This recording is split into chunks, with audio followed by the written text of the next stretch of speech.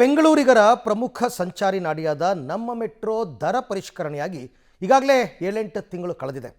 71% ದರ ಏರಿಕೆ ಮಾಡಿ ಶಾಕ್ ಕೊಟ್ಟಿದ್ದ ನಮ್ಮ ಮೆಟ್ರೋ ಇದೀಗ ಬರೋ ಫೆಬ್ರವರಿಗೆ ಮತ್ತೊಮ್ಮೆ ಪ್ರಯಾಣ ದರ ಏರಿಸಿ ಶಾಕ್ ಕೊಡುವಂತಹ ಸಾಧ್ಯತೆ ಇದೆ.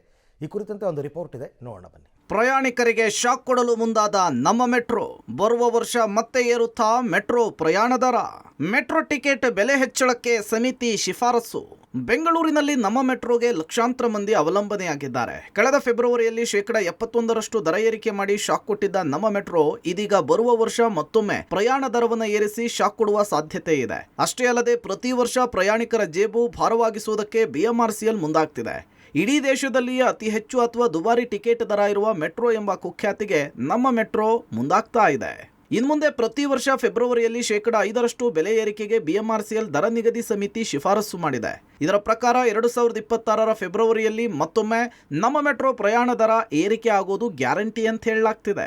ಇನ್ನು ನಿವೃತ್ತ ನ್ಯಾಯಮೂರ್ತಿಗಳ ನೇತೃತ್ವದ ದರ ಪರಿಷ್ಕರಣೆಯ ಸಮಿತಿ ಪ್ರತಿ ವರ್ಷ ಫೆಬ್ರವರಿಯಲ್ಲಿ 5% ದರ ಏರಿಕೆ ಮಾಡಬೇಕು ಅಂತ ಶಿಫಾರಸು ಮಾಡಿದೆ. ಈ ಬಗ್ಗೆ ಬಿಎಂಆರ್ಸಿಎಲ್ ತನ್ನ ವೆಬ್ಸೈಟ್ನಲ್ಲಿ ದರ ಏರಿಕೆಯ ಸಮಿತಿಯ ವರದಿಯನ್ನ ಪ್ರಕಟಿಸಿದೆ. ಆದರೆ ಈ ವರದಿಯಲ್ಲಿ ಸಾಕಷ್ಟು ತಪ್ಪುಗಳಿವೆ.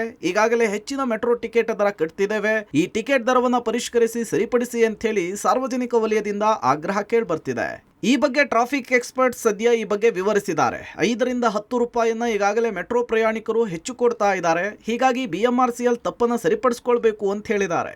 ಬೆಂಗಳೂರಿನಲ್ಲಿ ಇವತ್ತು ಮೆಟ್ರೋ ಜನರಿಗೆ ತಿಳಿದಿರೋ ವಿಷಯ ಏನಂದ್ರೆ, ಅವರು ಪ್ರತಿ ಒಂದು ಜರ್ನಿನಲ್ಲಿ 5ರಿಂದ 15 ರೂಪಾಯಿ ಜಾಸ್ತಿ ಕೊಡ್ತಾ ಇದ್ದಾರೆ. ಯಾತಕ್ಕೆ ಅಂತ ಕೇಳಿದ್ರೆ ನೀವು ನಗ್ಬಿಡ್ತೀರಾ. ಒಂದು ಫಾರ್ಮುಲಾನ ಅಪ್ಲೈ ಮಾಡೋದ್ರಲ್ಲಿ ತಪ್ಪಾಗ್ಬಿಟ್ಟಿದೆ. ನೀವು ಎಷ್ಟು ಡಿಸ್ಟೆನ್ಸ್ ಓಡಾಡ್ತೀರಾ ಅದ್ರ ಮೇಲೆ ರೇಟ್ ನಿಗದಿಪಡಿಸಿ ಅಂತ ಹೇಳಿದ್ರೆ, ಸಿದ್ದರಾಮಯ್ಯ ಅವರು ಹೇಳಿದ ನಂತರ ನೀವು ಎಷ್ಟು ಸ್ಟೇಷನ್ ಓಡಾಡ್ತೀರಾ ಅದ್ರ ಮೇಲೆ ಚೇಂಜ್ ಮಾಡ್ಬಿಟ್ಟು. ಸೊ ಅದಕ್ಕೋಸ್ಕರ ಹೆಂಗಾಗಿದೆ ಅಂದ್ರೆ, ಕೆಲವರಿಗೆ ಬೆಣ್ಣೆ ಕೆಲವರಿಗೆ ಸುಣ್ಣ ಆ ತರ ಆಗಿದೆ. ನಾವು ಜನರು ಇದನ್ನ ಸರಿಪಡಿಸದೇ ಇದ್ರೆ ಈ ಫೆಬ್ರವರಿ 26 ಬಂದಾಗ ಮತ್ತೆ 5% ರೇಟ್ ಇನ್ಕ್ರೀಸ್ ಆಗುತ್ತೆ. ಅದಕ್ಕೆ ನಾವು ಕೇಟ್ಕೊಳ್ಳಿ ಬೆಂಗಳೂರು. ಮೆಟ್ರೋ ಅಧಿಕಾರಿಗಳು ಮೆಟ್ರೋ ದರ ಪರಿಷ್ಕರಣೆಯ ಸಮಿತಿಯ ಮುಂದೆ ತಪ್ಪು ಮಾಹಿತಿ ಕೊಟ್ಟಿದ್ದಾರೆ. ಹೀಗಾಗಿ ಇಲ್ಲಿವರೆಗೂ ಪ್ರಯಾಣಿಕರಿಂದ ಅಂದಾಜು 100 ಕೋಟಿ ರೂಪಾಯಿ ಹೆಚ್ಚುವರಿ ಹಣವನ್ನ ಸಂಗ್ರಹ ಮಾಡಿದ್ದಾರೆ ಅನ್ನುವ ಆರೋಪ ಸಹ ಕೇಳಿ ಬರ್ತಿದೆ. ಈ ಹಿನ್ನೆಲೆಯಲ್ಲಿ ಸಂಸದ ತೇಜಸ್ವಿ ಸೂರ್ಯ ಮೆಟ್ರೋ ಪರಿಷ್ಕೃತ ದರಗಳ ಬಗ್ಗೆ ಸ್ಪಷ್ಟೀಕರಣ ಕೊಡುವುದಕ್ಕೆ ನಾಗರಿಕರು ಹಾಗೂ ತಜ್ಞರ ಜೊತೆಗೆ ಬಿಎಂಆರ್ಸಿಎಲ್ ನಿರ್ದೇಶಕರನ್ನ ಭೇಟಿ ನೀಡಲಿದ್ದಾರೆ. ಒಟ್ನಲ್ಲಿ ನಮ್ಮ ಮೆಟ್ರೋ ಪ್ರಯಾಣ ಮತ್ತಷ್ಟು ದುಬಾರಿ ಆಗ್ತಾ ಇದೆ.